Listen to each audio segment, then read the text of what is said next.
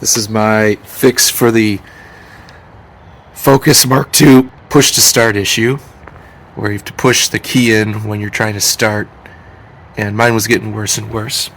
But it's pretty easy to take the knee panel off here. You just pull that off, and then it's 3 bolts to remove the steering wheel column shroud.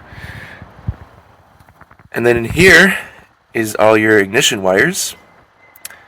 And all I did was get some cheap, I guess you'd call it a wire tap, so you're not even cutting the original wires, you're leaving them intact, but you're just attaching new wires to them. And in this case, I had this old switch sitting around. And so on this 2009, it is the blue wire with a white stripe and the blue wire with a red stripe.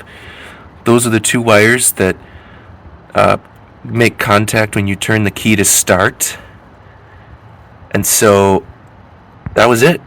I just hooked up the switch. I'm going to put it all back together now. I'll even show you guys that it works. So to do this, you just put your key in run. Now you don't even have to turn to start. You just push the button.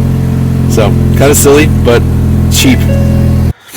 And this is that underside of the steering column shroud. It was a 5.5 metric socket to get those out. There were no sockets needed for this guy. You just give it a tug. I forget where I tugged from.